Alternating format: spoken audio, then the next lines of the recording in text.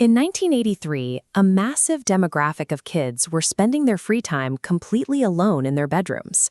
If you walked into a hobby store that year, you might have spotted a curious product called Blizzard Pass. It looked like a standard role-playing adventure, except for one bizarre detail: a thick black marker strapped right to the cover with a piece of Velcro. Tabletop games were growing rapidly at the time, but they had a strict, built-in bottleneck preventing many from playing. To play, you couldn't just open a box and start reading. You needed a dedicated dungeon master and a committed group of friends. Look at this ecosystem of core rules and boxed sets translated into multiple languages. It was a thriving international community. But that physical requirement meant millions of eager kids were shut out of the hobby, lacking a local group to play with. At the same time, interactive fiction like choose-your-own-adventure books were dominating the publishing market, pulling young consumers away from complex games. TSR, the company behind Dungeons & Dragons, needed a strategy to capture that solitary demographic and funnel them into the traditional tabletop ecosystem. Game designer David Zeb Cook created a bridge. He wrote an adventure that looked like a simple paperback, but secretly functioned as a rigorous training tool. Blizzard Pass was designed as a literal Trojan horse. It lured solitary readers with a passive reading format, only to quietly smuggle complex mathematical game mechanics into their hands. The secret was in that attached marker. The book relied on an acid-base chemical reaction, a technology borrowed straight from the yes and no invisible ink trivia books popular at grocery store checkouts. Cook repurposed this novelty to simulate a live dungeon master. By hiding the text, the module generated an analog fog of war. When a player tried to pick a lock or check for a trap, they rubbed the pen over a blank box. The chemical reaction would magically reveal a hidden number, perfectly substituting a 100-sided die roll. This diagram shows how the combat loop was adapted. Instead of standard numeric stat blocks with clear health numbers on the left, a monster's vitality was translated into a series of blank, invisible boxes.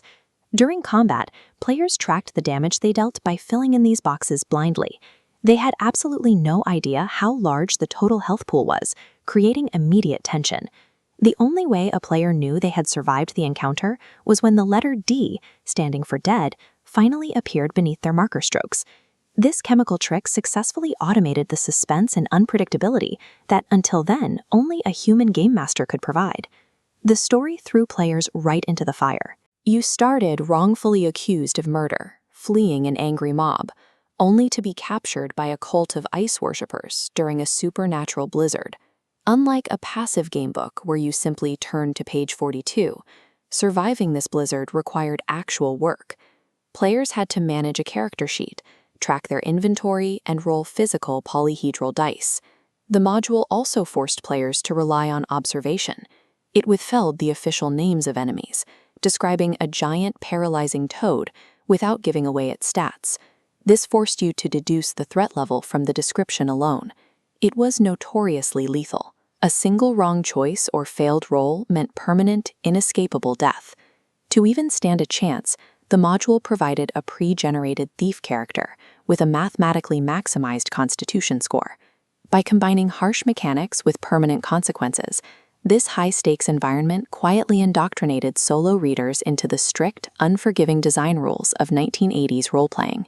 If a player actually managed to survive and reach the end of the 32-page booklet, they discovered a distinct 3-page group adventure section at the very back. This new section took the exact same cavern map the player had just navigated and fully repopulated it for a traditional group of 4 to 5 players. Having just suffered through the traps, the winding layout, and the bizarre dungeon ecology, the solo player now possessed the intimate knowledge required to run the game for someone else. Blizzard Pass achieved exactly what it set out to do. It successfully took a solitary reader and graduated them into a fully fledged dungeon master. As a physical product, the book had a short shelf life. Over the last 40 years, the markers dried out and the chemically treated pages oxidized into a stubborn, permanent yellow. Today, modern archivists and collectors bypass the dead chemicals completely. By shining an ultraviolet light over the pages, the original compound naturally fluoresces, revealing the hidden text without damaging the artifact. The module served as a structural proof of concept, demonstrating that a complex, multi-hour group session could be compressed into a tight 3-page footprint. This efficient mini-dungeon layout became a blueprint for subsequent tournament modules and magazine publications, establishing that a small, non-linear map could carry the same weight as a sprawling, multi-level epic.